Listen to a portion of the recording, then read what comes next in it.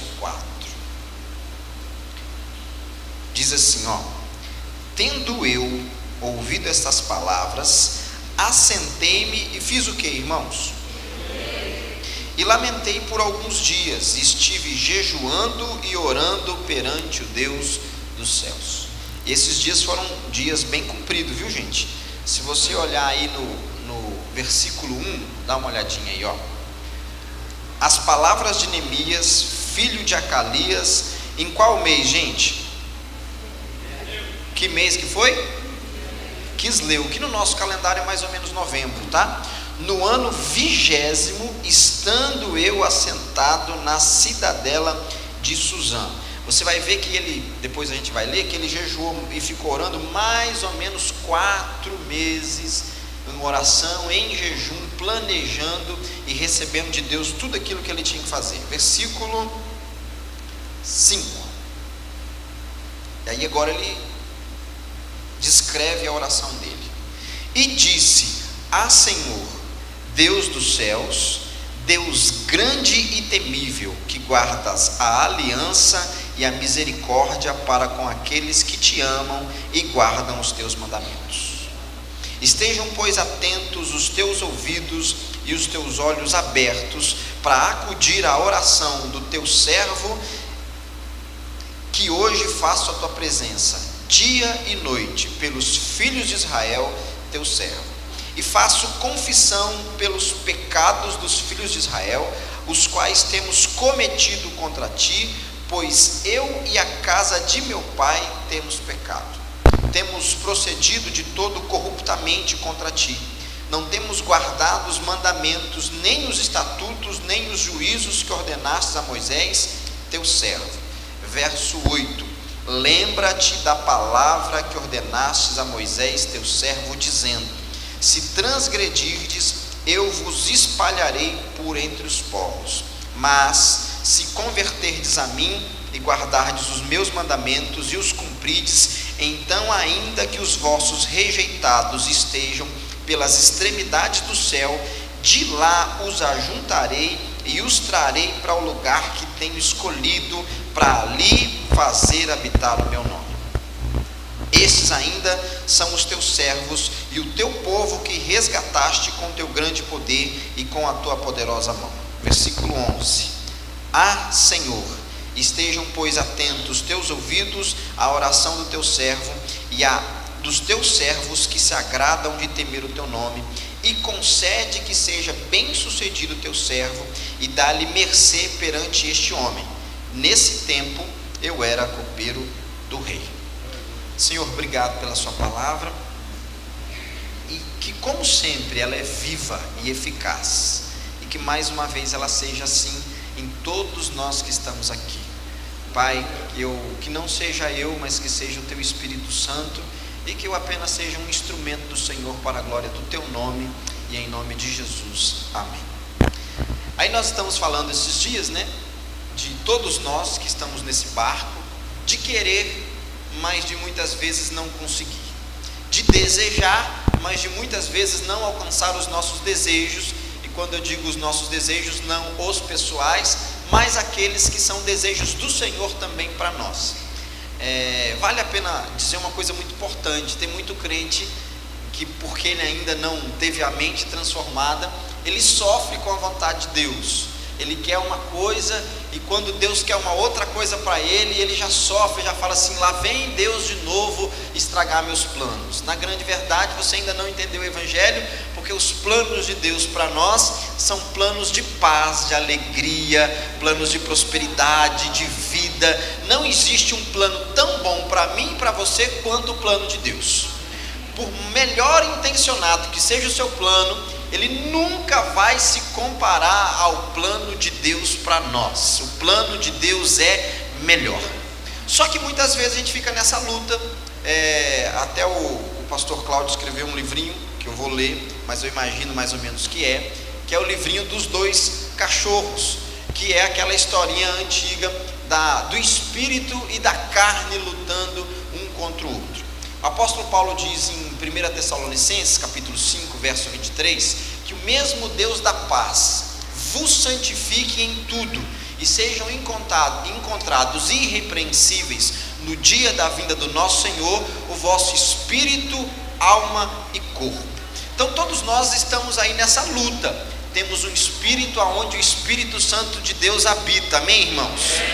Só que temos uma carne que luta contra a lei de Deus e luta contra a obra de Deus, e no meio disso tudo a gente tem a nossa alma, que é o nosso homem interior, que é aquilo que nós somos por dentro, onde a gente pensa, onde a gente ama, onde de vez em quando a gente odeia, onde um dia eu quero, outro no dia eu já não quero mais, aonde um dia eu vou ser o maior missionário do mundo, aonde no outro dia eu já não quero ser o maior missionário do mundo. É a nossa alma que fica aí entre esses dois caminhos, entre o caminho de Deus e o caminho da nossa carne, que é o caminho natural.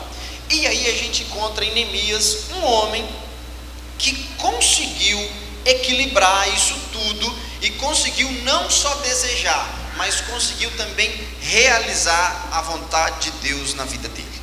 E que essa é a nossa expectativa, não só ficar no desejo, mas fazer com que o desejo se torne uma realidade, amém, gente? Tem uma máxima aí também no meio do pessoal que estuda psicologia, que diz que o hábito, que o comportamento, ele é muito mais forte do que o desejo, que desejar é uma faculdade do ser humano e que todo mundo de alguma forma deseja alguma coisa. Tanto é que a gente pode pensar, por exemplo, tem dois desejos que são quase que coletivos no Brasil. Toda a sociedade brasileira, ou quase todo mundo, desejam duas coisas em comum, quase todo mundo. Uns desejam casa própria, esse é sonho coletivo do brasileiro, sim ou não, gente? A grande maioria dos brasileiros querem uma casa própria e um carro quitado. É desejo e é legítimo. Agora, se você for olhar para esse desejo, é a maioria da população brasileira que realiza? Eles só ficam no campo do desejo. E alguns, o máximo que fazem para realizar esse desejo é jogar na Mega Sena. Não faz muito mais coisa além disso para realizar esse desejo. Então, desejar é uma coisa, realizar é outra coisa muito diferente. E trazendo mais para o nosso mundo cristão, existe sim o desejo do nosso coração de servir a Deus com toda a nossa força, com todo o nosso coração, com toda a nossa alma, com todo o nosso entendimento. Existe ou não existe, gente? Existe ou não? Quem deseja isso aí diz amém. Amém. Não precisa responder agora. A maioria dos crentes consegue realizar esse desejo? Não. A maioria fica no campo do desejo. Do desejo e da emoção que o desejo produz. Presta atenção numa coisa mais ainda: todo desejo vai gerar em você uma sensação boa. Repete comigo: todo desejo vai gerar uma sensação muito boa. Quer ver? Quem gosta, né? Quem não gosta não vai sentir essa sensação. Mas quem gosta de uma boa panelada, levanta a mão. Ó, meu Deus do céu, parece que eu estou no Maranhão. Olha só, imagina, não vai ter, tá, gente? É só imaginação. Que daqui um pouco nós vamos terminar a convenção e vai ter aquela panelada caprichada te esperando. Esse desejo te gera sensação, sim ou não? Já deu uma alegria por dentro aí em você, ó. Então, todo desejo, gente, gera boas sensações. Eu desejo trocar de carro. Você se sente triste? Quer ver? Olha só. Valdivino deseja casar. Eita, sensação que produziu nele agora. Embora tem alguns profetas que dizem que ele é eunuco, mas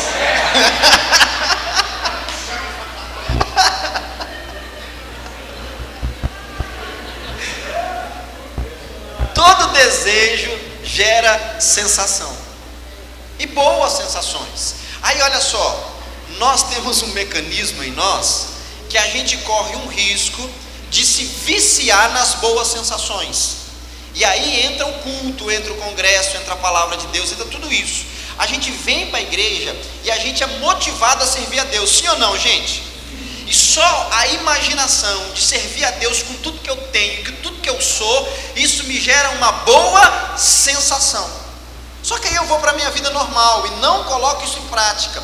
E eu quero me sentir bem de novo, eu quero ter essa sensação boa de novo. O que você faz? Você vem para o culto de novo.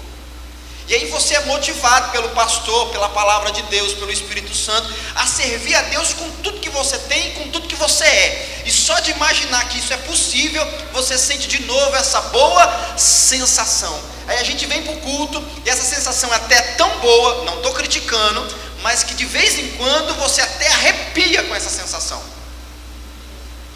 E aí, se você for alguém que sente um pouquinho mais, você não só arrepia, você chora com a imaginação e com a sensação de como vai ser bom servir a Deus com tudo que você é, e você fica todo emocionado com aquilo. Só que se você não amadurecer, você volta para casa e durante a semana você não coloca em prática o seu desejo. E aí você sente falta de novo daquela sensação boa, porque você se sente constrangido pelo Espírito Santo a não ter feito nada que você planejou, e aí você quer se sentir bem de novo, e você vem para a igreja. E na igreja de novo, porque Deus é misericordioso, porque esse é o papel da palavra, do pastor e de quem ensina a Bíblia, Ele vai fazer você de novo sentir aquela sensação que é possível. E qual que é o problema disso, pastor? Entra ano e sai ano e você está na sensação, e você não consegue tirar esse desejo legítimo para a prática e fazer com que isso aconteça na sua vida. Agora, irmãos, se é bom sentir essa sensação que eu posso ser um instrumento de Deus, imagina o quanto é ótimo sentir a sensação de estar realizando a vontade de Deus. Irmãos, é muito melhor do que qualquer sensação, é a realização. Vai te preencher por completo e você não vai querer mais nada na sua vida. E quando eu digo isso, gente, eu nem de longe imagino que todo mundo tenha que virar missionário, porque não tem. Uns vão continuar na sua profissão, outros vão continuar na sua vocação, mas todo mundo, cada um na sua função e no seu papel, vão se sentir realizado por estar dando o seu melhor, não apenas para si, mas para a realização de um projeto que é divino, que começou antes da fundação do mundo, quando o Senhor te escolheu. Não existe nada tão bom como você cumprir o propósito pelo qual Deus te formou e permitiu que você viesse à terra.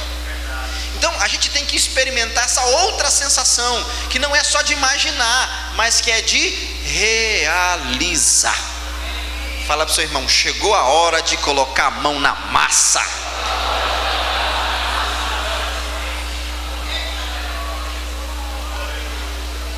Um tempo desse atrás aí, um tempo mais atrás mesmo, eu tenho minhas ondas de vez em quando. Eu sei cozinhar, mas não sou um cozinheiro de cozinhar todo dia não. Mas quando eu invento de cozinhar, eu gosto de inventar, para ficar diferente. Aí teve umas épocas para trás que eu inventei de querer fazer sorvete caseiro. E aí eu ia na internet, o Dr. Google sabe de tudo, né? Só de imaginar eu comendo o sorvete, irmãos, me dava uma sensação tão boa por dentro, uma alegria. Aí depois eu fui para a prática, o sorvete ficou horrível e eu não tive a boa sensação de comer o sorvete bom. Então existe essa diferença entre querer e realizar, mas o Espírito Santo vai nos ajudar a realizar toda a vontade de Deus para a nossa vida em 2019, em nome de Jesus Cristo de Nazaré. E aí a gente vai começar a aprender com o nosso querido irmão Neemias. Neemias, gente, vocês sabem, ele é um reconstrutor. O povo de Deus havia sido levado escravo, estava aprisionado, e ele também foi levado como um desses escravos, só que ele era um escravo, vamos dizer assim, mais elitizado, e ele era copeiro do rei. Isso lhe dava muitas mordomias, muitas responsabilidades e muitos perigos, mas muitas mordomias. Por que um rei tinha copeiro? Era simples, porque na época a coisa mais comum era tentar se matar um rei para se assumir o lugar dele. E a maneira mais fácil de matar um rei, porque ele era fortemente protegido, era através do envenenamento. Então, de quebra, ser copeiro do rei significava correr um risco de vida a qualquer momento, comer um manjar, feliz da vida, e morrer 10 minutos depois. Mas também dava a ele muitos privilégios. Tudo que era comida boa que o rei fosse comer, antes Neemias tem que comer. Só que de repente ele estava lá como um escravo de luxo, vamos dizer assim, e ele fica sabendo do estado em que o povo e em que a cidade dele se encontra. E a Bíblia diz que ele ficou muito chocado, que ele lamentou e que ele chorou, e que ele começou a planejar, a tirar um plano do papel para que esse plano se tornasse realidade. E ele conseguiu isso num tempo recorde e ele teve êxito. Então ele tem muita coisa para nos ensinar, sim ou não, gente? Primeira coisa que ele tem para me ensinar, abre aí sua Bíblia de novo no versículo 5. Olha só, capítulo 1, verso 5 de Neemias.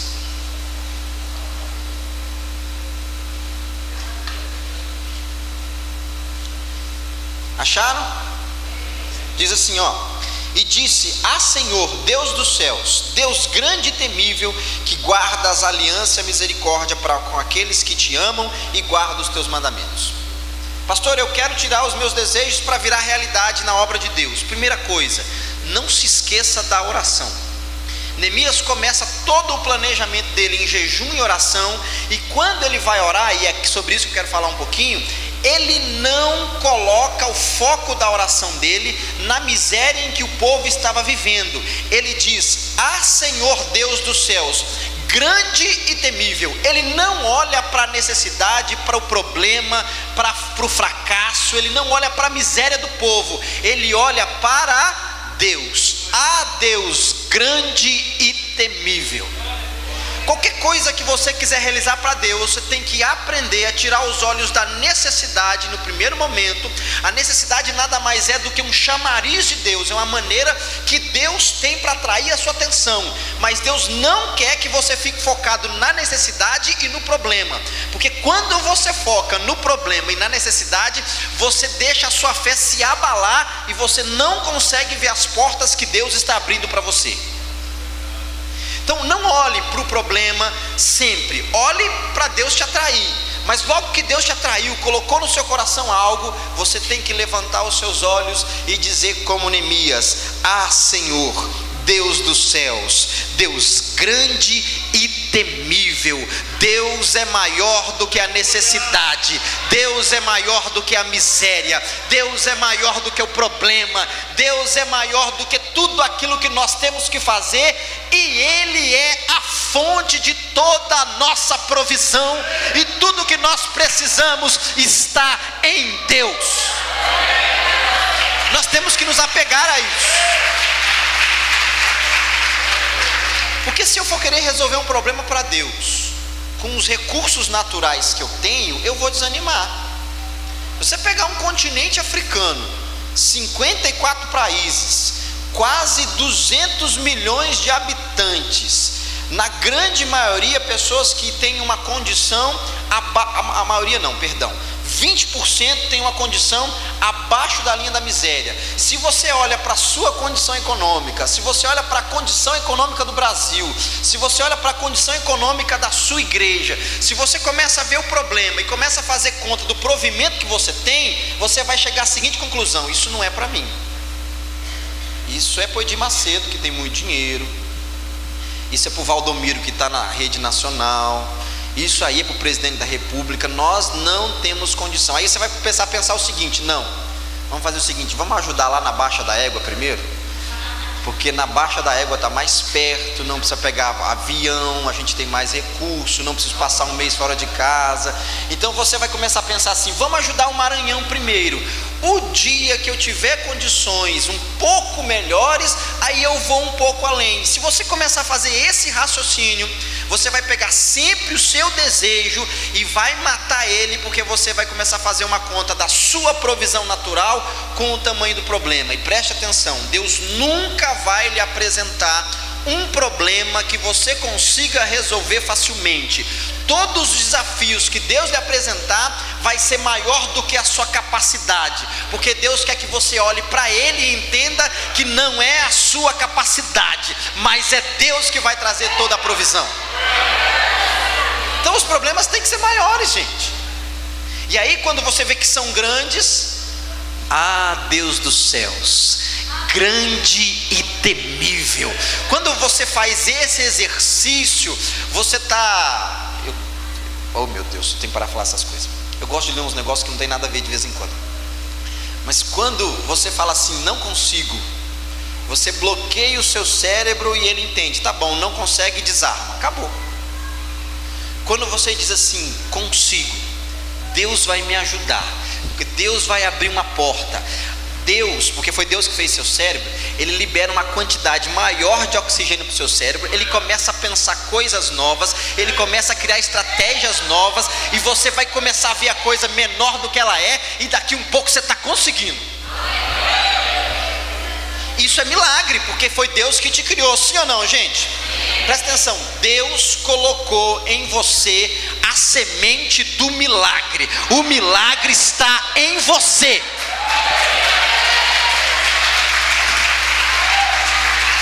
Aí agora você fala assim, eu sou copeiro, o que eu vou fazer? Eu sou só um pastor, o que eu vou fazer? Não, nem pastor eu sou um diácono, o que eu vou fazer? Não, eu não posso, eu nem falar direito, o que eu vou fazer? Não, eu nem dirigir, eu não dirijo, o que eu vou fazer? Não, nem bicicleta eu tenho, o que eu vou fazer? Você está absorvendo o problema e matando a possibilidade de solução. E o seu desejo vai continuar desejo, e você vai continuar sentindo vontade apenas de sentir bem por desejar. Mas se você quer realizar, tira o olho da necessidade e olha para o Senhor. Olhe para o Senhor. Eleva os meus olhos para o monte.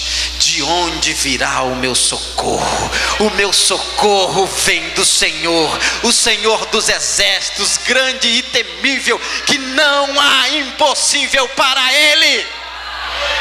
É de lá que vem o nosso socorro. Segunda coisa que Neemias faz com maestria, versículo 6. Primeiro, ele lembra de orar, e a base da oração dele não é a necessidade, mas é Deus.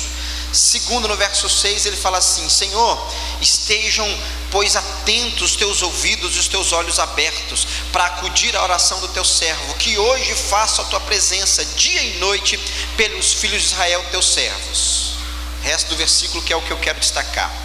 E faço confissão pelos pecados dos filhos de Israel, os quais temos cometido contra ti, pois eu e a casa de meu pai temos pecado. Neemias, ele aqui assume um processo que foi o mesmo processo que Jesus assume em relação a nós. Jesus nunca pecou. Jesus não precisava morrer na cruz. Jesus não tinha que se entregar no Calvário, mas ele vem à terra, vive como homem, habita entre nós na forma de servo, e ele vai para a cruz para morrer em nosso lugar. Nesse momento, Jesus está cumprindo um princípio de missões, que é o princípio da identificação. Quando você quer ajudar alguém, você tem que se identificar com esse alguém, você tem que se colocar no lugar desse alguém, você tem que sentir a dor desse alguém, você tem que se colocar no lugar e se envolver, porque esse envolvimento vai produzir você um sentimento de importância, e porque é importante, eu vou fazer. Se você não se identificar, no meio do caminho você vai achar que não é importante, e como não é importante, você vai abandonar a tarefa no meio. E é um princípio de realização. Eu só faço o que eu acho que é importante, e para eu ajudar pessoas, eu tenho que me colocar no lugar dela. Eu me coloquei já diversas vezes, por exemplo, no lugar do pastor do Shinagana, que é o que não tem mão, né? Eu falo assim: Senhor, como que eu agiria se eu fosse alguém que tivesse uma deficiência? Eu me colocar e pensar como ele pensa, me faz me importar com ele. Isso serve para o marido, serve para a esposa.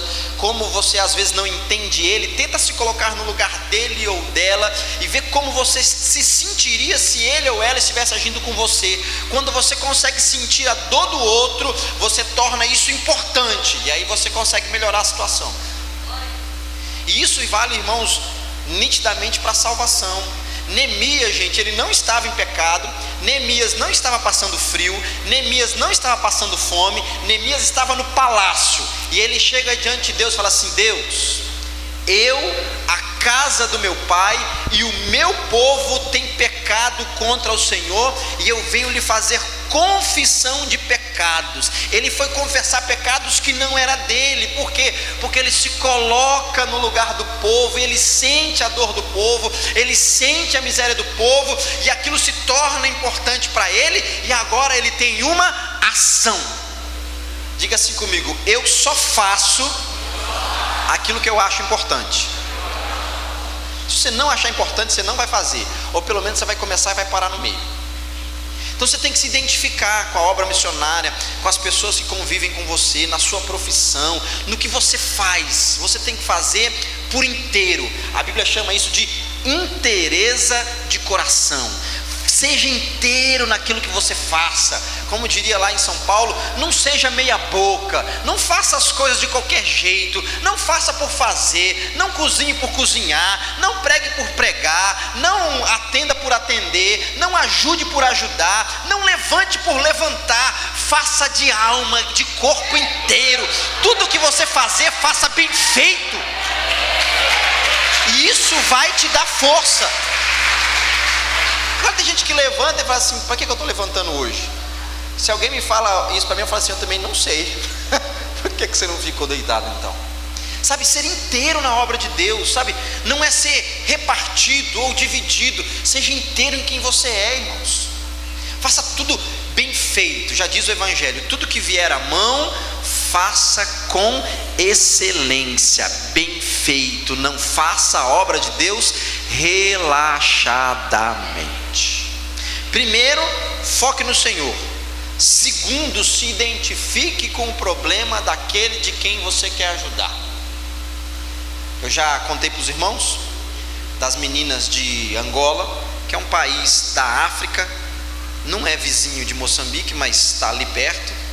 E Moçambique também tem isso em algumas regiões, de uma cerimônia de iniciação da menina, que chama fanado, que é quando a menina tem o primeiro ciclo menstrual. Ela é levada para as matas, e nessas matas ela vai ter o órgão genital dela mutilado, para ela não sentir prazer, e ela vai ficar nessa mata lá, assim, muitos dias até o sangramento passar, para quando ela voltar já tem um casamento na macumbaria preparado para ela, e ela vai casar com vários rituais demoníacos.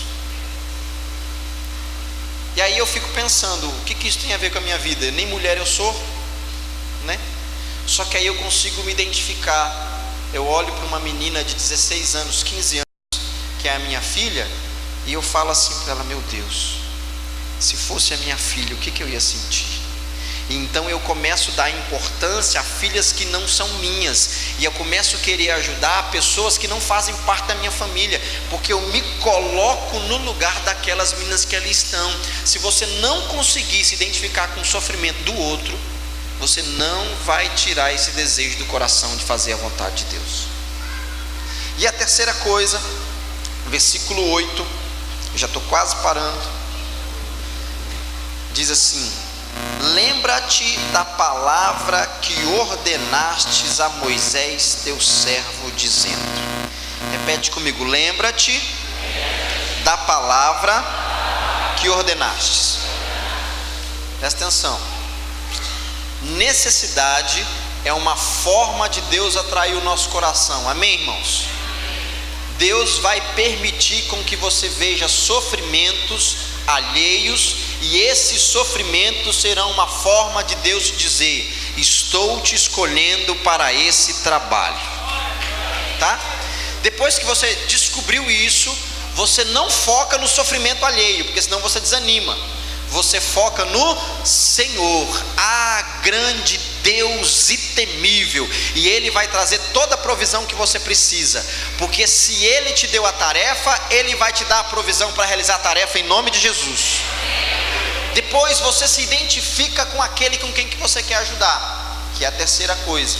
E em quarto, Neemias, ele fala assim: Senhor, lembra do que o Senhor falou. Deus não precisa tomar ginkgo biloba. Deus não tem problema de memória, e nenhuma das suas palavras vai cair no esquecimento.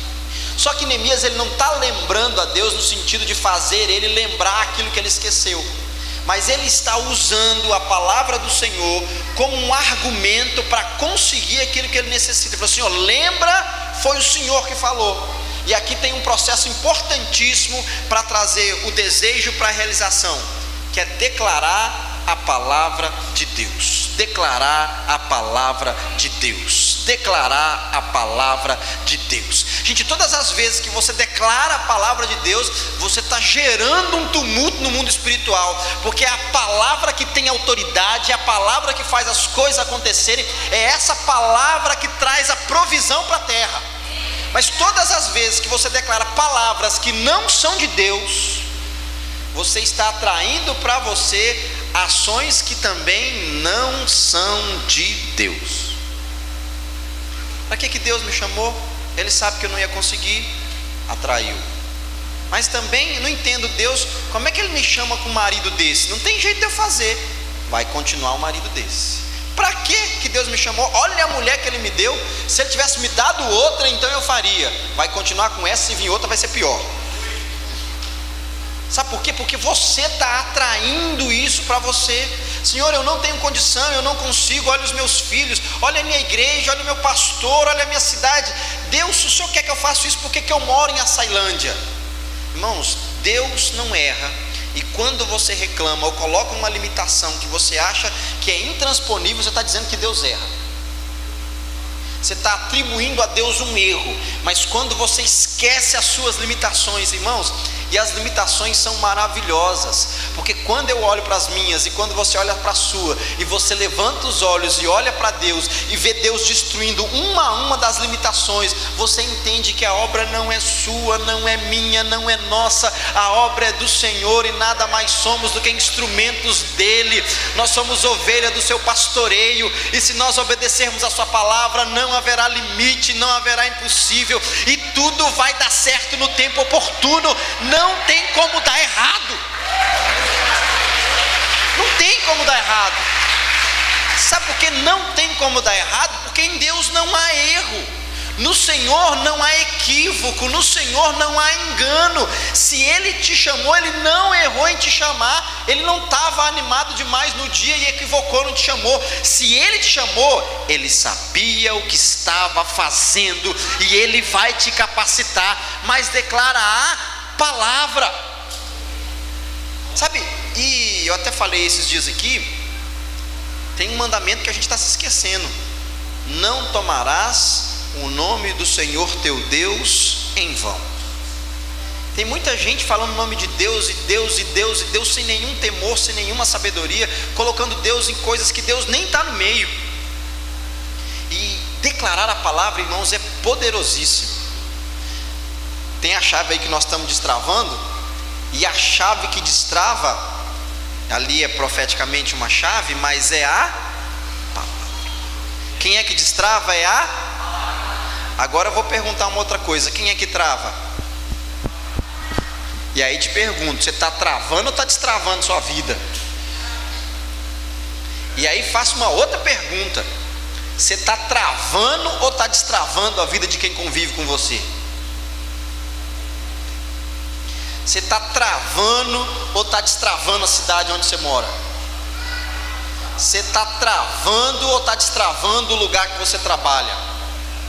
Você está travando ou está destravando a igreja com que você congrega? Porque quando você entra dentro dela, fica colocando defeito em tudo, dizendo que não vai para frente, você está travando, em primeiro lugar, a sua vida, mas acaba trazendo reflexos para outras pessoas. E aí pergunto: o que a sua boca hoje é? Uma chave ou um cadeado? Pergunta para o seu irmão: essa boquinha santa sua, pergunta para ele, é uma chave ou é um cadeado?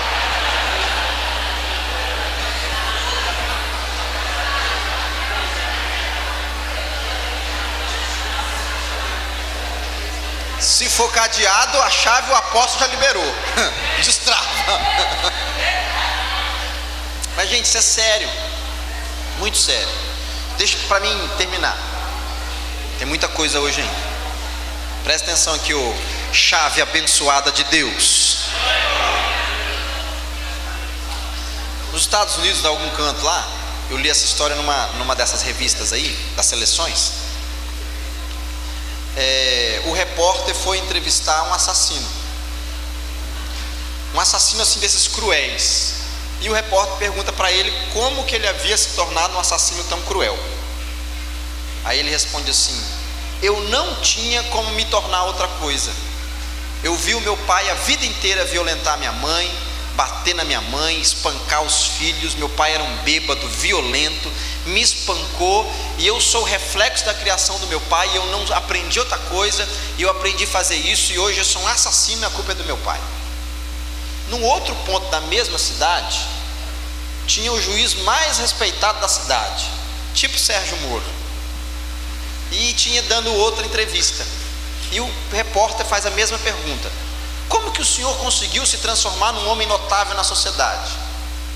Ele falou: eu não tinha como ser outra coisa, porque o meu pai era um homem violento, meu pai era um homem bêbado, eu cresci vendo o meu pai violentando e agredindo a minha mãe e os meus irmãos, e eu coloquei na cabeça que quando eu crescesse, tivesse oportunidades na vida, eu ia criar oportunidades, e eu me transformaria num juiz de ponta, porque eu ia proibir com que todos os homens violentassem suas mulheres. Então, por causa do exemplo do meu pai, eu me tornei um juiz. E os dois eram irmãos, e os dois receberam a mesma criação. Um virou bandido, outro virou juiz. Então, o que você vai fazer da sua vida não depende de quem está perto de você, depende daquilo que Deus colocou no seu coração e a resposta que você tem dado a Deus. E tem gente respondendo a Deus: não posso.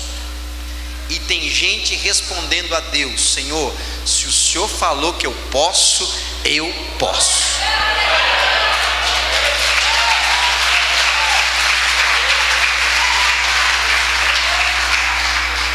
E por último, versículo 11: ah, Senhor, vê que tudo dele é com Deus, viu, gente? Ele não ficou reclamando muito, não. Estejam, pois, atentos teus ouvidos à oração do teu servo e a dos teus servos que se agradam de temer o teu nome. Concede que seja bem sucedido hoje o teu servo. Ele orou, identificou a necessidade, olhou para Deus, confessou pecados, liberou a palavra, só que ele não ficou só na ação espiritual. Ele pediu a Deus que lhe desse graça para que tudo aquilo que ele planejou viesse a se tornar realidade. Irmãos, o mundo não conhece ao Senhor como nós conhecemos. Jesus diz em Mateus capítulo 5, se eu não me engano, verso 43, que assim brilhe a vossa luz diante dos homens, para que eles vejam as suas obras e glorifiquem a Deus. Sabe como é que eles vão conhecer a Deus? Pela obra das nossas mãos. Moisés ora no Salmo 90: Senhor, não a nós, mas ao Senhor, e abençoa a obra das minhas mãos. Tem que fazer toda a parte espiritual, mas tem que ter alguma coisa para que o mundo veja. Nós não precisamos ver, porque nós não cremos pelo que vemos, nós andamos por fé. Só que eles precisam ver. E aí eu te pergunto: o que eles têm visto? Um crente chato, murmurador, reclamando de tudo, de todos, dizendo que dessa vez não vai, que o Brasil não muda, que esse lugar não tem jeito, que eu vou embora daqui porque isso aqui não está mais nada. Oh meu Deus, a minha igreja não vai para frente, o meu pastor parece que não tem visão, a minha mulher parece que não me ama, meus meninos não cooperam comigo, meu marido é um turrão, ah meu pai, essa cidade cheia de buraco, ah meu Deus, ó céus, o que vai acontecer de mim? Ninguém me apoia. E quem se aproxima, gente, sendo sincero, pensa numa coisa chata, é se aproximar de quem só reclama. Gente, é chato demais. Agora pensa numa coisa animadora, é você se aproximar de alguém que tem motivos para reclamar e no entanto não reclama, agradece. Então, gente, é hora de colocar a mão na massa, porque é agora ou... Quando que é? Agora ou... Vai ser agora ou vai ser nunca? E o agora em 2019 é em dezembro? Ah, muito bem, que não fique esperando 2019 não, que ainda tem um mês ainda, 20 e poucos dias.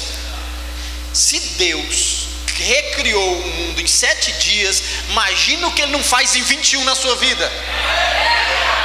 Esse ano ainda tem muita coisa boa para acontecer, só que você tem que tirar esse desejo e colocar ele na realidade. 2018 finalzinho e 2019 não é apenas um tempo de promessa, mas é um tempo de realização de promessas para o Ministério Esperança, para a sua vida, para a sua casa, para a sua família, e tudo aquilo que você precisar de provisão de Deus está liberado. O apóstolo Paulo diz em sua carta aos Coríntios: para todas quantas as promessas de Deus, Ele tem o sim e o amém. O sim e o amém é o que Deus tem para nós, irmãos.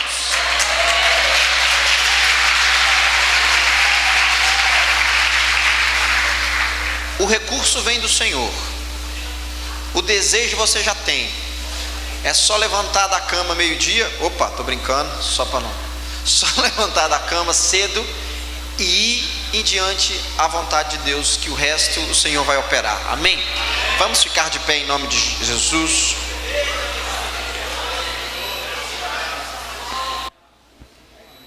Fala assim pro seu irmão: chegou a sua hora.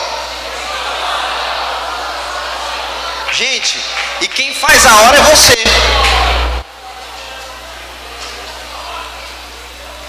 Deixa eu compartilhar uma coisa com os irmãos aqui, ó. Rapidinho. Como vocês sabem, eu já viajei para lá e para cá direto, né? E eu sempre pregava em congresso de avivamento. E continuo ainda, e vou continuar, e não acho errado não.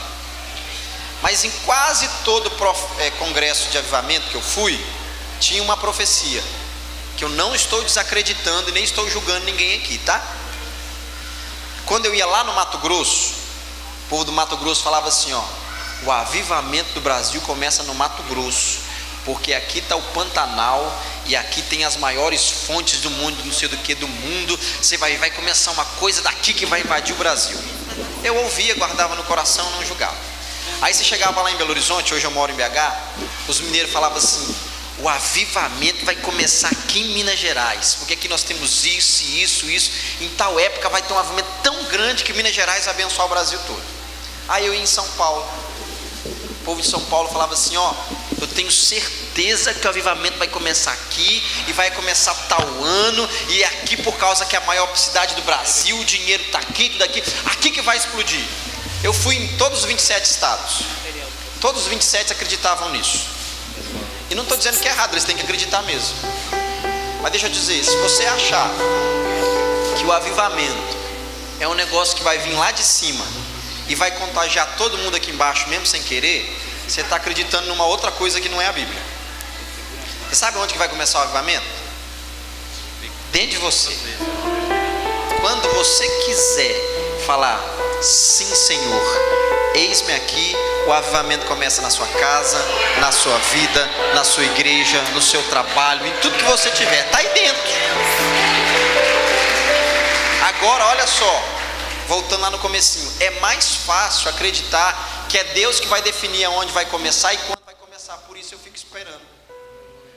Tá bom, Deus, se o Senhor quiser aqui, eu estou aqui. Só que na pontinha da chave tem um negócio lá, tem uma palavrinha de 4 letras. Qual é a palavrinha que está na ponta da chave? Dá para ir ficar esperando? Então, se você quer avivamento para sua cela, vai. Deus falou para Abraão: sai da tua terra, sai da tua parentela, sai eu não sei da onde, lá foi 3 sai da casa dos teus pais, sai e vai. Aí depois ele falou: vai para a terra que eu te mostrei. Vamos lá. Sai e vai. Agora, se você não for para lugar nenhum, tem que sair do comodismo, sair do desejo e vai. Vamos repetir? sai, sai, sai. Vai para a África, vai para a Índia, vai para o Chile, vai para a Baixa da Égua, vai para Buriticupu, vai para Santa Inês, vai para Zedoca, vai para Itinga, vai para o Pará, para o Pracajá, para o Pacá, vai para onde você quiser, mas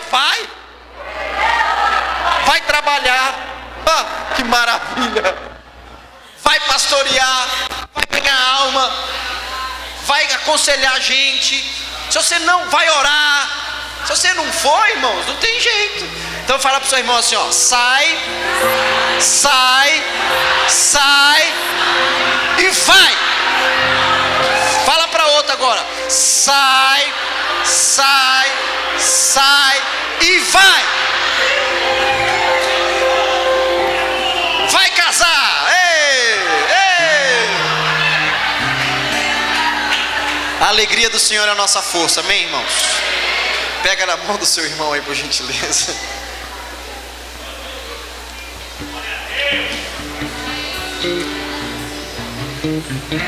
Tem um salmo que diz que aquele que vai semear o evangelho, ele vai, até às vezes chorando, mas quando ele volta com seus feixes, jubilando de alegria pelos resultados que Deus nos deu.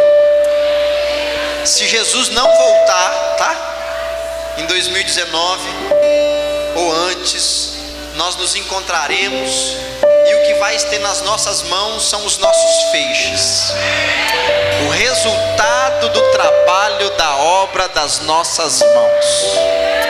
Igrejas vão abrir escolas na cidade, vão abrir creches na cidade, vão abrir projetos sociais nas cidades, consultórios odontológicos, consultórios jurídicos, assistência social, distribuição de alimento, distribuição de chinelos do projeto Pé com Pés. Tudo aquilo que vocês colocarem, que Deus colocou no coração de vocês, é hora de fazer acontecer. E o ano que vem vai ter tanta história para a gente contar. Não vai ter história só de Moçambique, vai ter história do Malawi, que é um país vizinho. Igrejas vão ser implantadas lá, irmãos, muita coisa. Imagina cada um de nós fazendo alguma coisa. Que tanto de coisa que nós não teremos feito em um ano. Seu reino de Deus, cada um fazendo aquilo que Deus chamou, olhando para o Senhor, irmãos, vão ser tantos feixes, mas tantos feixes, que a gente vai ficar, como diz a Bíblia, como aqueles que sonham, de boca aberta, de alegria, porque Deus realizou. Pai, nós queremos te agradecer. Obrigado, Senhor Deus. Obrigado porque já existe o desejo, Senhor, isso já é bom. Obrigado porque nós queremos servir ao Senhor. Obrigado porque nós queremos amar ao Senhor com a nossa vida. Obrigado, Deus, porque nós temos um povo que quer ir, Senhor. Obrigado, Deus, por essas sensações de alegria que nós temos hoje, só de imaginar fazer a tua obra. Obrigado, Senhor, pelas alegrias que o Senhor tem nos dado, mas queremos, ó Deus, realizar. Obrigado pelo que já realizamos, mas queremos realizar mais, mais, mais, mais, mais e mais.